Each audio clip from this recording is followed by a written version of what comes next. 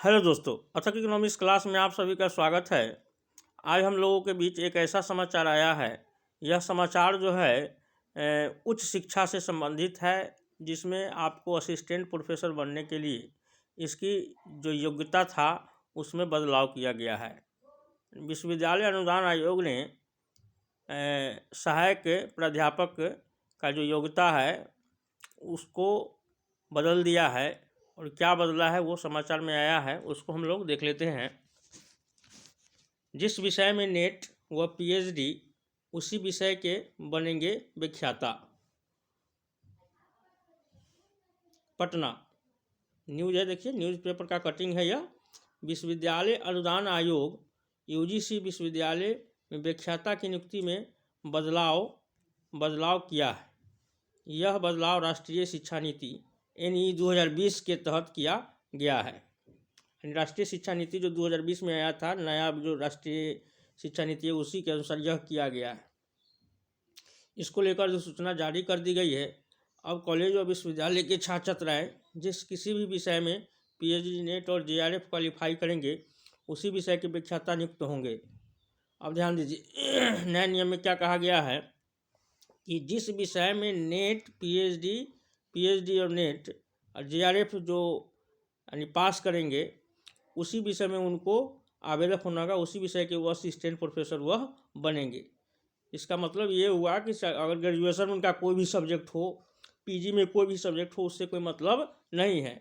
जिस विषय से वो पीएचडी होंगे, नेट होंगे, जेआरएफ होंगे, उसी में वो असिस्टेंट प्रोफेसर के लिए दावेदार होंगे, उसमें उनकी योग्यता होगी। आगे क्लियर किया है।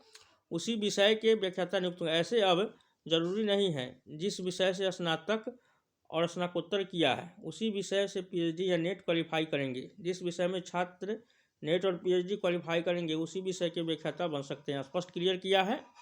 अब इस कमेटी में एक सदस्य गया स्थित दक्षिण बिहार के केंद्रीय विश्वविद्यालय के कुलपति प्रोफेसर KN सिंह को बनाया गया है। यानी KN सिंह प्रोफेसर इसका कमेटी बनाया गया था, जिन्होंने रिपोर्ट दिया है।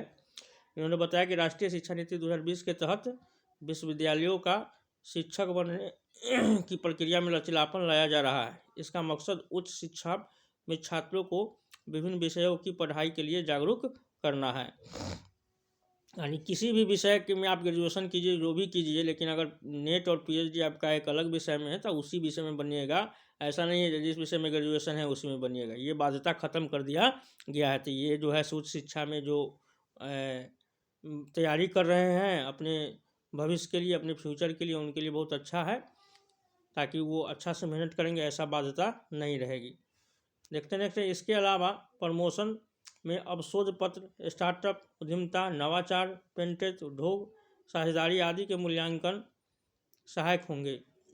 अब जो भी अगर मान लीजिए प्रमोशन, यानी प्रोफेसर के प्रमोशन में क्या होगा, किस किस चीज़ पर ध्यान दिया जाएगा उसको ध्यान दीजिए। शोध पत्र पे, स्टार्टअप पे, उद्यमिता, नवाचार, पेटेंट, उद्योग, साझेदारी, ये सब को आपको प्रमोशन में ध्यान दिया जाएगा। इस सब के आधार पर प्रमोशन के लिए मूल्यांकन किया जाएगा। इसके अलावा असिस्टेंट प्रोफेसर और प्रोफेसर के पद पर प्रमोशन के लिए पीएचडी व फैकल्टी डेवलपमेंट प्रोग्राम की ट्रेनिंग अनिवार्य होगी। अब इसके अलावा क्या करना होगा, असिस्टेंट प्रोफेसर के पद प्रमोशन के लिए क्या करना होगा, पीएचडी और फैकल्टी डेवलपमेंट जो संकाय का विकास होगा उसके लिए आपको प्रोग्राम की ट्रेनिंग करना होगा, डेवलपमेंट प्रोग्राम की ट्रेनिंग आपको करना होगा। एक न्यूज इस पर भी देख लेते हैं। प्रमोशन के बदल जाएगी मूल्यांकन प्रक्रिया।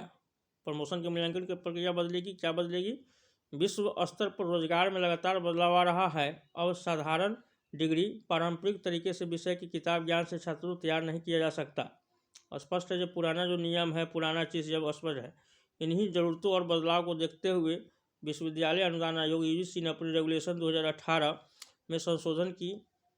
असिस्टेंट प्रोफेसर में एसोसिएट प्रोफेसर 12 साल बन तो जाएंगे, लेकिन प्रमोशन में मूल्यांकन प्रक्रिया बदल जाएगी। वही मूल्यांकन प्रक्रिया बदलेगी जो अभी बताए हैं। मूल्यांकन प्रक्रिया में क्या होगा, यही होगा, नवाचार होगा, उद्यमिता होगा, आपको उद्योग होगा, पेटेंट होगा, ये सारी चीज़ें जो होगी ये सब आपको प्रमोशन के लिए ज़रूरी होगी। एक ही विषय में पढ़ाई की बाध्यता होगी खत्म। अब ये न्यूज़ देख लीजिए, एक ही विषय में, वही बात है जो पहले जो एक ही विषय में पीएचडी ये सब करना होता था वो ख़त्म हो जाएगी। अभी तक विश्वविद्यालय और कॉलेजों में शिक्षक बनने के लिए यूजी, पीजी और पीएचडी में एक ही विषय में पढ़ाई होना ज़रूरी थी, लेकिन नई एजुकेशन पॉलिसी 2020 में यूजी, पीजी के दौरान छात्रों को बहुविषयक पढ़ाई की आज़ादी दी गई है ताकि हर छात्र का हर क्षेत्र में समग्र विकास हो सके। इसी के तहत शिक्षक बनने के नियमों में यह बदलाव किया जा रहा है। तो कहने का मतलब क्या, नई जो एजुकेशन पॉलिसी है उसमें छात्रों को बहुत सहूलियत दिया गया है। उच्च शिक्षा के क्षेत्र में छात्र जो है से कोई भी विषय लेकर के अपना यूजी और पीजी कर सकते हैं और उसके अनुसार नेट पीएचडी करके अपना भविष्य को सुरक्षित कर सकते हैं। तो ये वीडियो अगर आपको अच्छा लगा हो तो इसको लाइक कीजिए, शेयर कीजिए और मेरे चैनल को सब्सक्राइब कीजिए। धन्यवाद।